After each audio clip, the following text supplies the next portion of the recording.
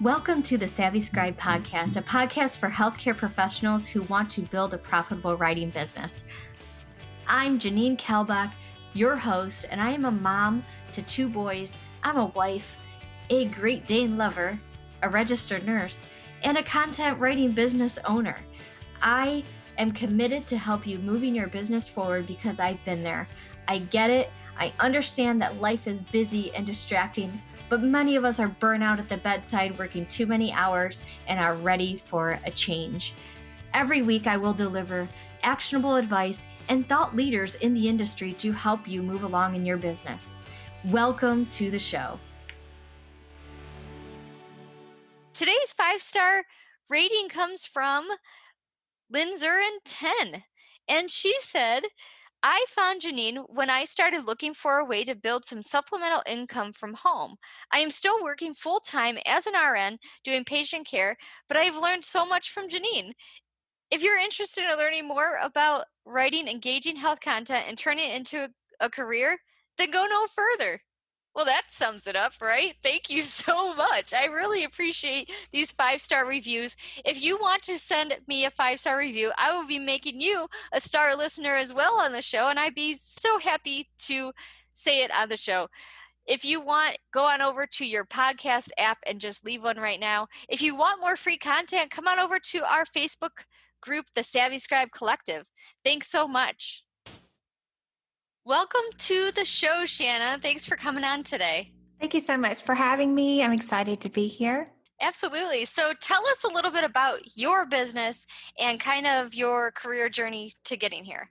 So my name is Shana Dewitt, and I am a business coach and strategist for women that want to pivot or launch their business. And my journey into entrepreneurship was unexpected. I never wanted to be an entrepreneur. And I always tell this story that my husband and I were at a town fair thing, carnival or whatever you. And there was a fortune teller person, and she read my cards, and she said, well, I see that you're going to go into business for yourself. And when we left, I started laughing. I'm like, that's never going to happen. So it really just came out of a place of kind of like the right thing at the right time, being that I was really, really, really ready to leave corporate and kind of felt like I had a good plan as far as like saving money and knowing that we were going to be moving anyway. And so I felt like I had an out, like, well, if it doesn't work out, I can just go back and get another job. But then what I found was I never wanted to get a job for somebody else again. So Absolutely. That's when, I feel like that's the real day I started my business, because that's the day that I decided that I was definitely a business owner and not just a freelancer, and really ready to dive in and make it work. So tell me a little bit, what did you do in the corporate world?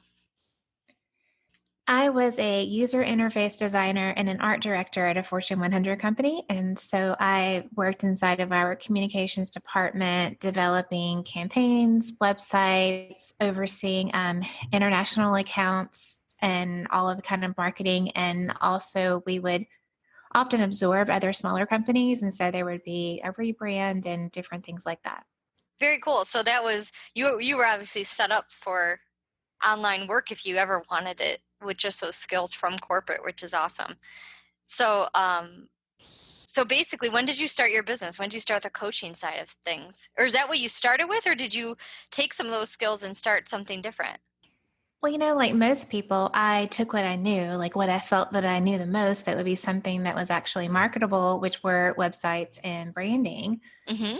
But then as I actually got into doing the work, what I found is that all of the problems that I was having in becoming an entrepreneur, that it wasn't just me, it was everybody else. And that was about 6 years ago this month.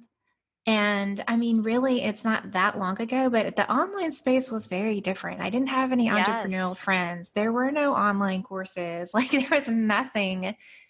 And so I was, on a mission to try to figure everything out. And what I found is in sharing that with other people, that one, I wasn't alone. And two, because I was a few steps ahead of them, I was really good at helping them manage it. But the most important thing that I realized is that no matter how great you are at the skill set that you already have, you've got the experience, those aren't the things that really keep us from going a business. It's us. It's our self-doubt.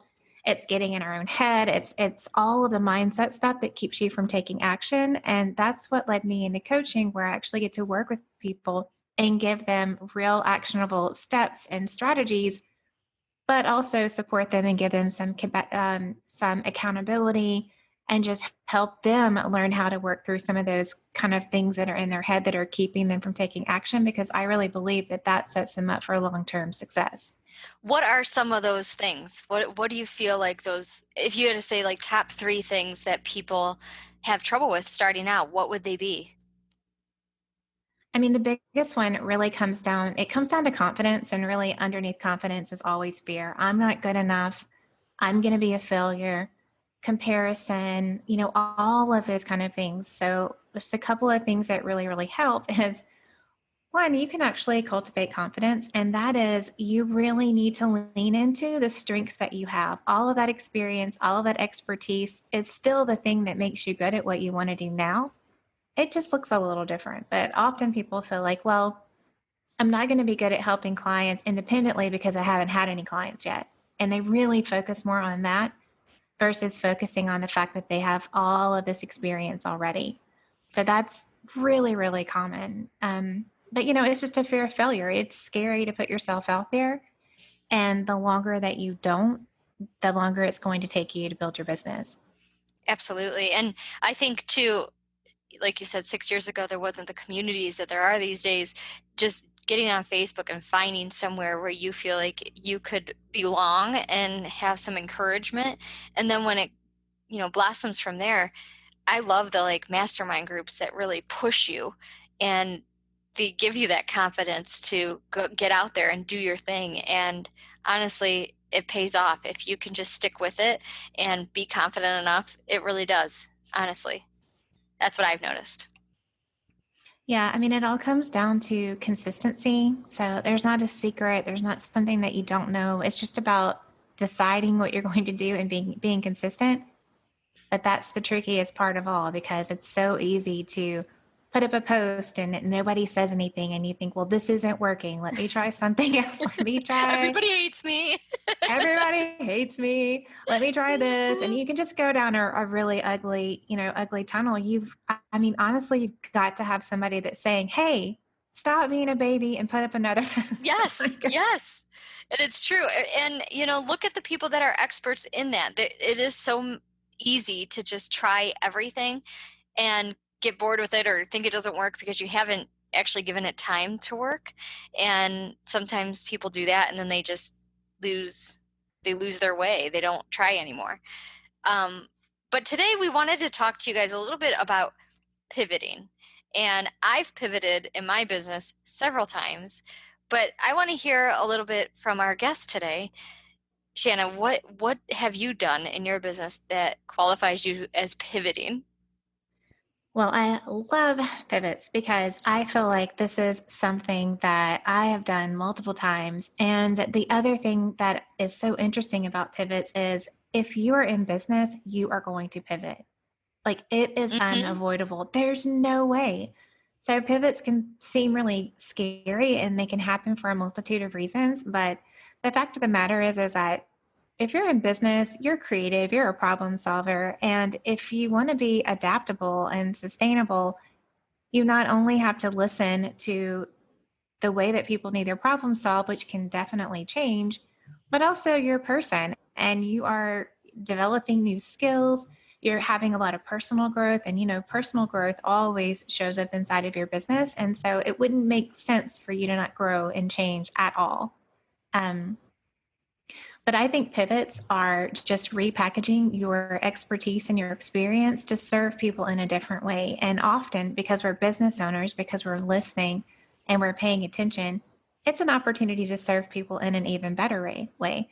I'm a business coach and strategist now, and the way that I serve people is very different from the way that I served them when I started that design business.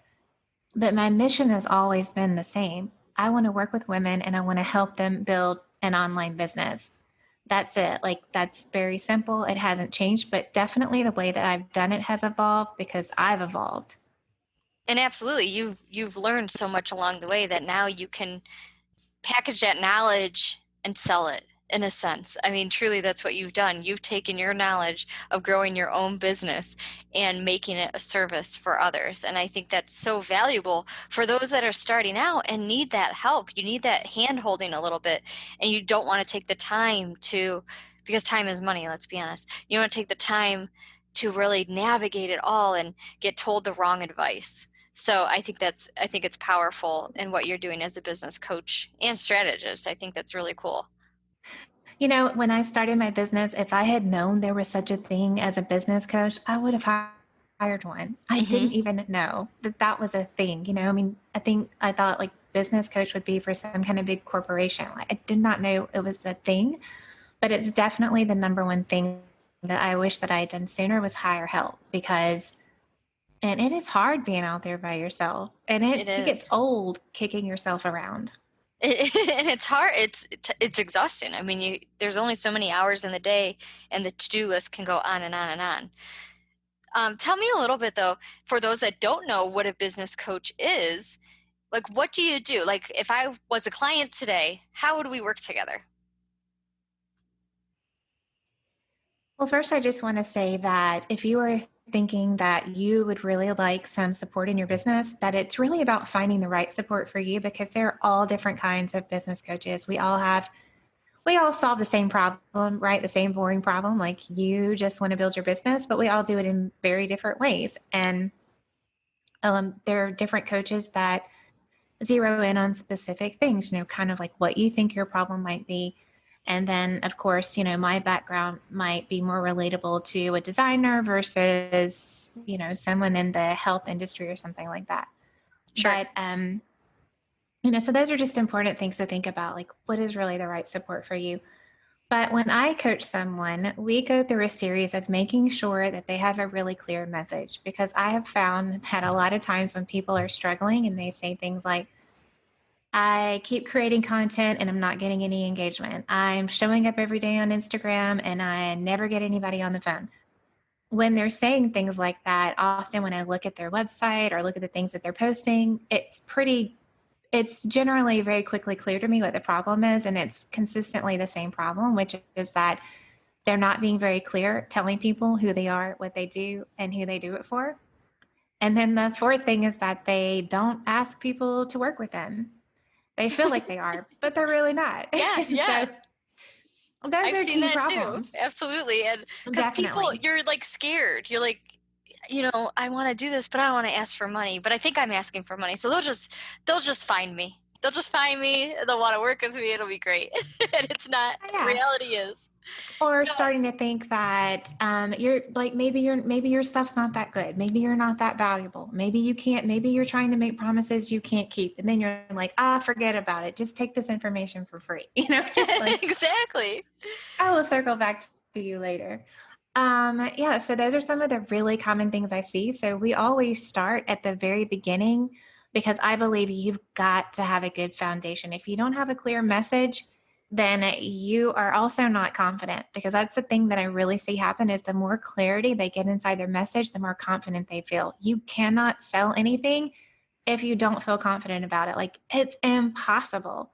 So we don't start at sales and we don't start at marketing, because again, you cannot market or sell anything that you are, first of all, not even clear about. And then secondly, like, you're not that confident about it. So we start at the beginning, we work on clear messaging. We come up with a very simple marketing strategy, because again, consistency is key here. We just want to make sure we're always showing up consistently. And then the third piece of that is what I referenced earlier, which is that mindset piece. So that's having somebody there who's saying like, nope, you're just not confident. Oh, you're doing it again, like catching you when you start to kind of tear yourself down and teaching you how to turn those thoughts around, so that you may think like, oh my gosh, I'm so scared to do this. But then you do it anyway. Yeah, definitely. And I think mindset is such like the word, the last couple of years, I feel like so many people say it, but they say it because it's true. And the more you really hone in on your mindset, and it's really going to make or break you, honestly, as a business owner, as you go forward. Because if you keep denying yourself those opportunities because you just don't think you're good enough, those opportunities will never come. When you mentioned clarifying your message, Can you give my listeners just some quick tips on how to clarify their message a little bit? Definitely. So I have a little fill in the blank format, but basically, like I said, you want to make sure that you're telling people who you are, what you do, and who you do it for. So when you asked me to introduce yourself, I gave you my positioning statement. My name is Shana Dewitt. I'm a business coach and strategist for women that want to pivot or launch their business. So I told you who I was, what I did, who I did it for. So I was really specific. So you guys can try that for yourself. I am a blank who does what the thing that you do for, and the people that you actually work for who need. And then that point, the who need part is really zeroing in on that number one problem that they have. So that's just making sure that you're really niching in on who you are, what you do, and who you do it for. This episode is brought to you by the new Implementation Co-op Group. This is a private Facebook group for the course learners in the Plan, Create, Launch, Land, and Grow Your Health Writing Business course. If you enroll by December 31st, 2020, you will be part of it. What this group helps you with is accountability. You will be inside this private group with us for the entirety of 12 weeks, and at the end, we'll have a huge celebration. Every 2 weeks, I will be going live in the group, talking about and diving deeper into the lessons. Every 2 weeks, we'll have lessons to complete. So week 1 and 2, you'll do the lessons for the plan part of the course. And then week 3 and 4, the create lessons. 5 and 6, the launch lessons. 7 and 8, the land lessons. And week 9 and 10, the grow content lessons. And every 2 weeks, I'll go live. We're going to dive in deeper to those lessons. We're going to walk through the workbook. We're going to do question and answers. And hidden secret, there is a digital planner that I use, that I made specifically for my writing business and life, that I'm giving to you for free with this course purchase. And this group is also free. All you have to do is join in before December 31st, 2020 to the Plan, Create, Launch, Land, and Grow Your Health Writing Business. You can find everything over at thesavvyscribepodcast.com and click on courses. At the end, here's where it gets really exciting. Week 12, we have a celebration. So we're going to have you guys come inside the insiders group. You get chances to pitch to clients, and I start the client connection with you. You get your CEUs, and you get to say that you took this course and you will launch your business. I'll see you guys inside the Implementation Co-op on January 1st, 2021. And so, you guys, this is easier said than done. It can take a minute because you want to say like you can do all these things and you're for all these people, but truly I have, like, on my Savvy Scribe podcast website, it says a podcast for healthcare professionals who want to build a profitable writing business. Do you know how long that took me to do? Because I couldn't think of what we really did. Like, I knew, in your head, but to actually put those words out there, to remember them, to be able to say this is what you do, who you are, what you do, and who you do it for. But at the same time, it can be very wordy. Like, you can start to talk about it and then you're like, okay, this is way too long, I'm never going to remember it. But like Shana said, like, you want to be able to say it in just a nice tone, 1 sentence, 2 sentences at the most, I feel like, is all you really need. What's really funny is a lot of times when my clients are struggling with this, I will say, like, just, talk to me about your business. And they get so excited and they're telling me about what they do. But then I say, so tell me what you do and who you do it for. And they're like, They just told you everything they do, which is so great. And you kind of want to be a little bit different, writers out there. You don't want to be a nurse who writes content for healthcare companies, because that's what everybody does. So you have to be a little bit different. So whatever that means to you, like, play with it a little bit, write it out, share it in our community, see what other people think too. Now, what about, so that's like how to clarify your message. What about with consistency, Shannon? What are some things that you recommend for little quick tips, again, for writers to be consistent in either their messaging, their blogging, their social, whatever that is that you speak to about consistency? Well, I just want to go back to the niching in portion for a second, Sure. because you just want to like, what is the number one problem that you solve? Because that's all people want to know. They just want to know that you are going to solve their problem. And then when it comes to niching in, that's kind of where the mindset thing comes in again, because people will, they know what they're passionate about, but in their head, they think nobody's going to pay me for that. Yes, because Like, it's too easy. It's too easy to oh, yeah. like that, you know? And it's crazy how they can, I mean, I've had people spend years where they're avoiding the thing that they really want to do because it, like you said, it feels too easy. So that obviously people are not going to pay you. Mm-hmm. Or you're so scared that you're not going to make any money, like it's not broad enough. But I'm telling you, like it's just a fact. The more you narrow in, the more money you're going to make, because that's when people are like, this person is an expert. Yes, yes. No, I love that. So, yeah, and the mindset stuff, I won't go into too much. I've done episodes on mindset, and there's so many things for writer mindset and then your nurse mindset. Like, there's so many things that you guys have to tap into as your career. You know, it almost is a different mindset in both types of jobs, because nursing is just a totally different field than any of this creative kind of work. But, you know, the same mindset can, I mean, I don't want to say it can be the same, but it differs a little bit from creative side to bedside in a sense.